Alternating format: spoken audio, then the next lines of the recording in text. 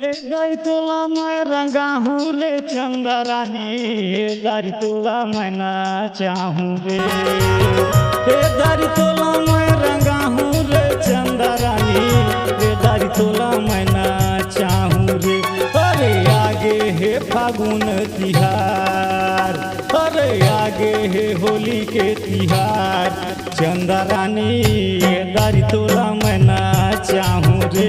अरे आगे है फागुन तिहार, चंदा रानी दारी तोला मैं ना चाहूँ रे।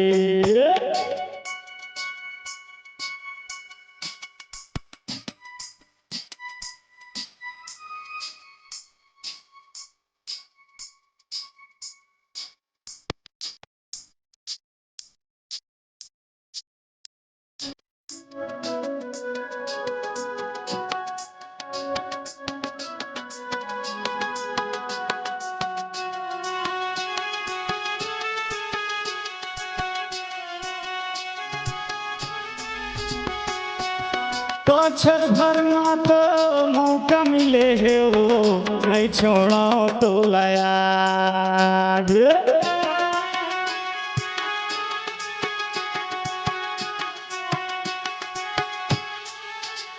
अरे और साल तक कोरोना के चक्कर में भागे रहे दगाबाज। मैं तो धरे हूँ नीलकमल गुलाल, अरे धरे हूँ नीलकमल गुलाल, चंदा रानी दारी तोला मैं रंगा हूँ रे। मैं तो धरे हूँ नीलकमल गुलाल, चंदा रानी दारी तोला मैं ना चाहूँ रे।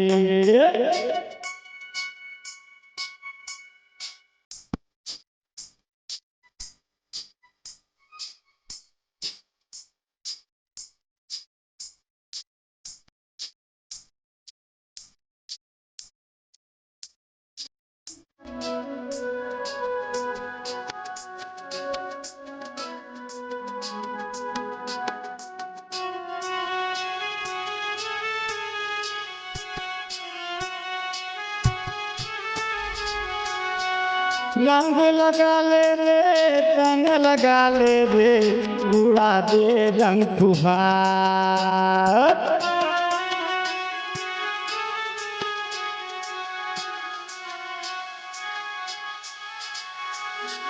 दिल मिला ले रे, मन मिला ले रे, आए होली तिहार। मैं तो घरे हूँ सतरंगी गुलाल, अरे घरे हूँ सतरंगी गुलाल, चंदा रानी दारी तोला मैं रंगा हूँ रे। मैं तो घरे हूँ नीलकमल गुलाल, चंदा रानी दारी तोला मैं रंगा हूँ रे। दारी तोला मैं रंगा हूँ रे चंदा रानी, दारी तोला मैं ना चाहूँ रे।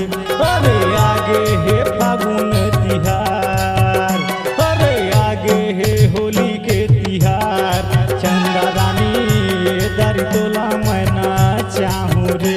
अरे आगे है फागुन तिहार, चंदा रानी दारी तोला मैं रंगा हूँ रे।